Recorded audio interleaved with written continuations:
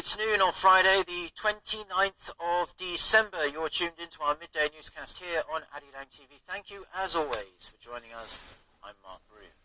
Let's start with the reaction to the review of the 2015 Comfort Women deal.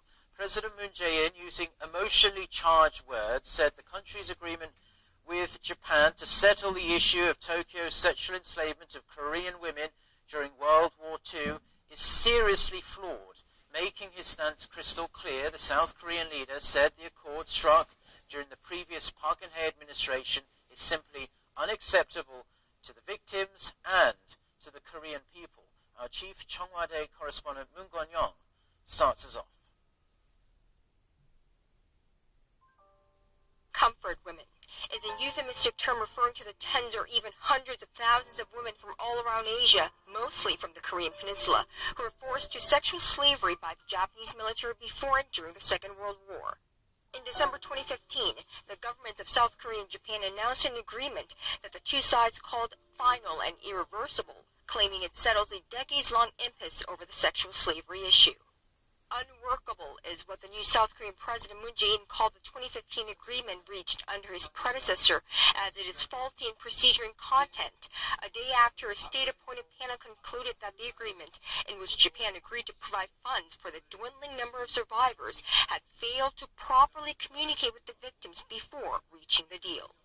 In a readout by a spokesperson, the president said the agreement was seriously flawed and cannot solve the long-standing issue. This runs afoul of the established universal principle of the international community for setting history issues, and above all, it was a political agreement that does not include the victims themselves and the Korean people. The South Korean leader ordered follow-up measures to resolve the dispute with Japan over the sex slavery issue.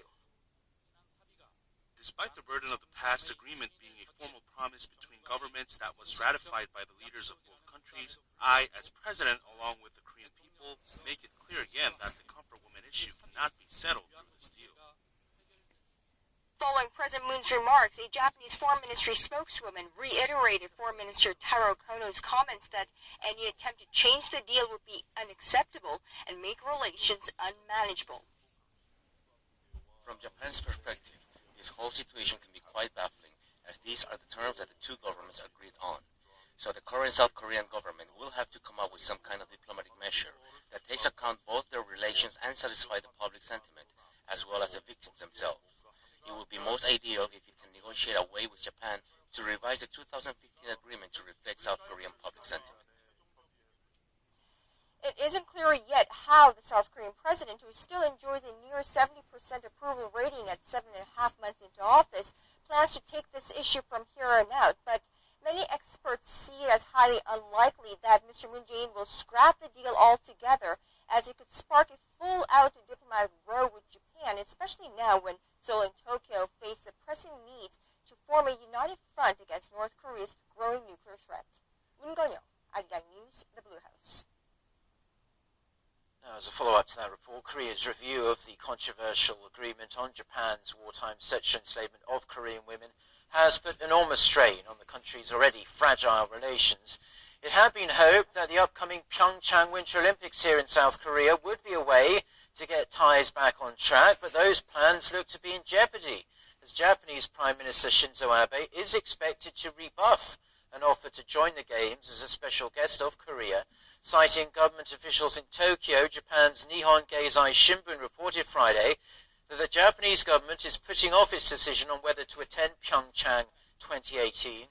This follows multiple news reports from other Japanese media saying it might be difficult for Abe to visit Pyeongchang, and that Tokyo is closely watching Korea's next move on the wartime sexual slavery issue when Seoul reveals follow-up measures next month. Prime Minister Abe, however, has yet to officially respond to President Moon's invitation to the opening ceremony. The UN Security Council has voted to ban 4 North Korean vessels from accessing international ports after they were suspected of carrying goods banned by international sanctions. That brings the total number of ships on the UN blacklist to 8. According to AFP, the US had originally requested a ban on several other ships as well, including vessels from China, Hong Kong, Belize, Palau, and Panama, but China rejected that list and only agreed to target ships carrying a North Korean flag. Meanwhile, US President Donald Trump tweeted on Thursday that he was disappointed China was allowing oil into North Korea and said that they had been, quote, caught red-handed. It's not clear if he was referring to the banned ships or another incident. Now, the latest data shows that North Korean leader Kim Jong-un has made fewer public appearances in 2017 than he has in previous years. The number of appearances by the North's leader has been decreasing steadily over the past 5 years. Kim Mok-yeon with more. From January 1st to December 29th this year, North Korean leader Kim Jong-un attended a total of 93 public activities, which is about 30% less than last year. According to data released by South Korea's Unification Ministry on Friday, Kim has been steadily reducing the number of his public appearances since 2013, and for the first time since data was first compiled in 2011, the number of visits fell below 100. Nearly half of his activities were related to military affairs, as the regime held nearly 20 missile tests and another nuclear test this year, focusing on its development of military power. Kim's military-related tours accounted for 44% of his appearances, surpassing 40% for the first time, followed by appearances related to social and cultural events with 29% and visits related to the economy with 27%. Pundits attribute the falling frequency to North Korea's increased confidence towards its state power. Among the regime's government officials, Cho Yong-won, the vice director of the ruling party's Central Committee, who is also known as Kim's shadow, had the most public appearances with 34. Top military official Hwang Byung-seo also was seen frequently during the regime's public activities, but since October, his whereabouts has been concealed. Kim Mok-yeon, Arirang News. Now, the number of North Korean asylum seekers to Europe has shown a sharp drop in recent years. According to Eurostat data, 85 North Koreans applied for asylum in the European Union and European Free Trade Association nations in 2016, down from 130 in the previous year. The number has been on a decline since reaching a record 400 in 2013 on the back of improved economic conditions in Pyongyang and as Europe toughened its refugee policy in the face of mounting migrants from the Middle East and Africa. Meanwhile, 40 South Koreans applied for asylum in Europe last year. This number is presumed to include North Korean defectors who had previously settled in South Korea. North Korea has gathered the heads of its party, state, economy and military-related agencies to assess the regime's progress over the past 12 months. The state-run Korean Central News Agency reported that Thursday's meeting was in line with the 5-year economic development plan announced by Kim Jong-un in his New Year's address. The report said Pyongyang's successes and shortcomings were comprehensively reviewed. Addressing the joint meeting, a top official said the country has made a series of major accomplishments based on Kim Jong-un's plans, calling them, quote, the shining fruits of the Supreme Leader's leadership. He encouraged the other officials to follow through on the initiatives in 2018.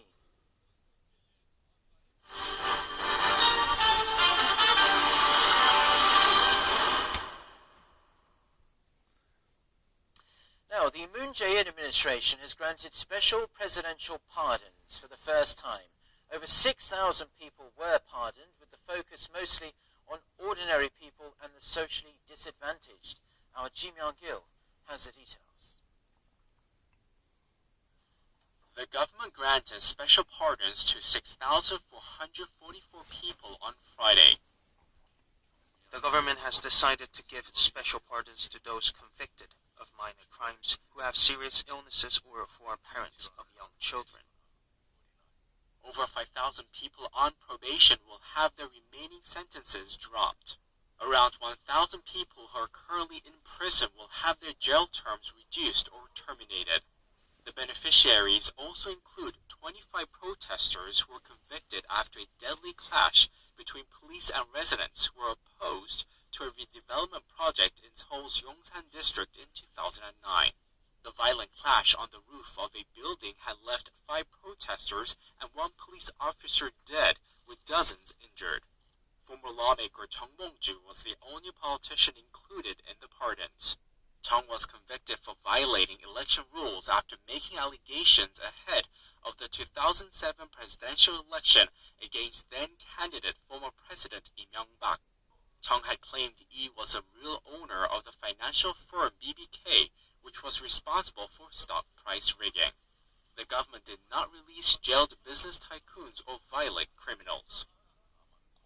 We have not given special pardons to government officials, economic and violent criminals to maintain law and order. In Korea, the government traditionally grants such amnesties on nationally significant days. 심영길, 아리랑 뉴스.